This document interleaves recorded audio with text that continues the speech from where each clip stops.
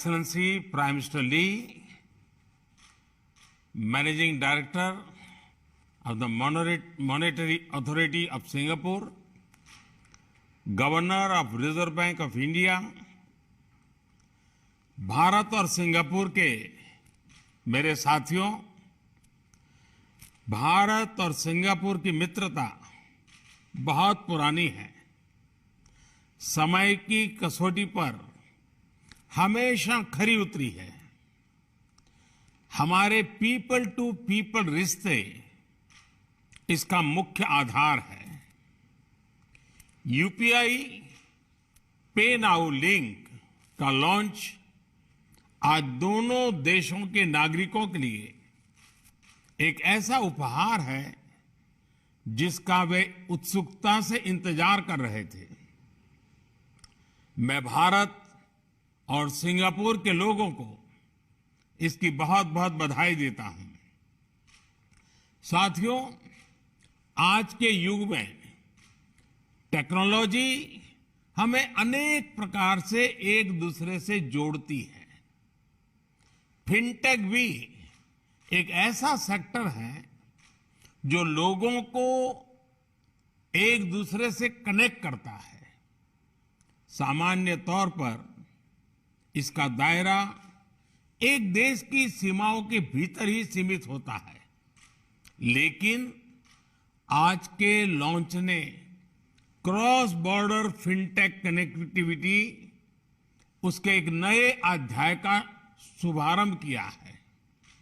आज के बाद सिंगापुर और भारत के लोग अपने मोबाइल फोन से उसी तरह पैसे ट्रांसफर कर पाएंगे जैसे वे अपने अपने देश के अंदर करते हैं।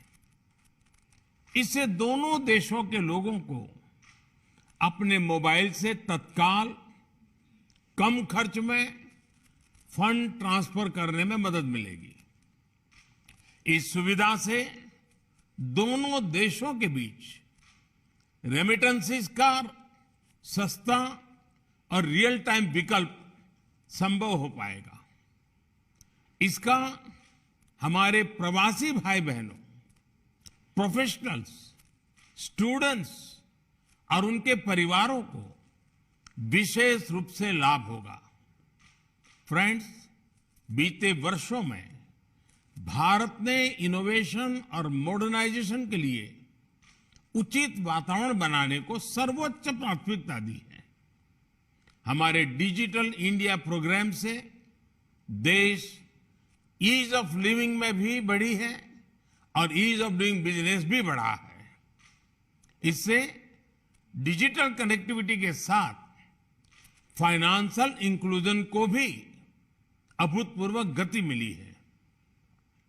डिजिटल इंडिया अभियान ने गवर्नेंस और पब्लिक सर्विस डिलीवरी में अभूतपूर्व रिफॉर्म्स को भी संभव बनाया है।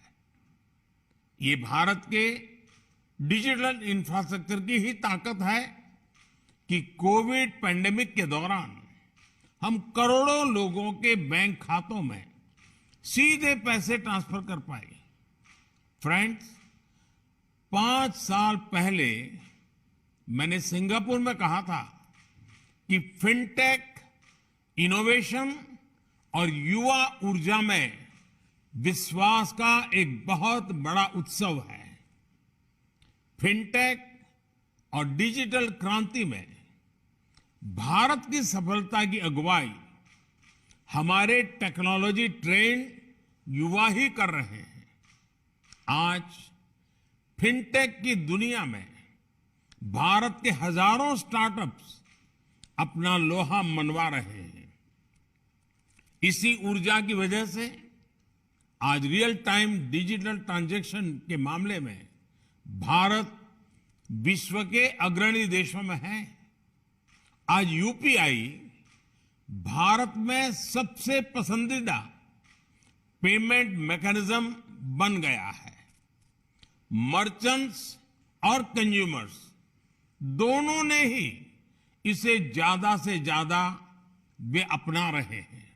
इसलिए आज बहुत से एक्सपर्ट्स ये अनुमान लगा रहे हैं कि जल्द ही भारत में डिजिटल वॉलेट ट्रांजैक्शन नकद लेन देन से अधिक हो जाएंगे।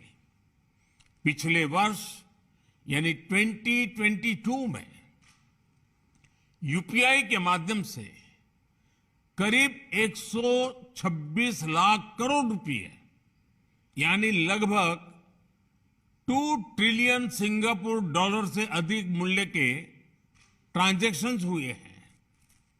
अगर मैं नंबर ऑफ ट्रांजैक्शंस की बात करूं तो ये भी 7,400 करोड़ से अधिक होता है। ये दिखाता है कि भारत का यूपीआई सिस्टम कितनी बड़ी संख्या को आसानी से और सुरक्षित तरीके से हैंडल कर रहा है। अच्छा ये भी कि विभिन्न देशों के साथ यूपीआई की पार्टनरशिप भी बढ़ रही है। सिंगापुर पहला देश है जिसके साथ आज person to person payment facility launch हुई है। मैं सिंगापुर की मॉनेटरी अथॉरिटी, भारत के रिजर्व बैंक और इस प्रयास को सफल बनाने में जुड़े सभी लोगों का हार्दिक अभिनंदन करता हूं। मैं दोनों देशों की जनता को फिर से बहुत बहुत बधाई देता हूं और मैं प्रधानमंत्री जी का भी हृदय से बहुत बहुत आभार व्यक्त करता हूं। धन्यवाद।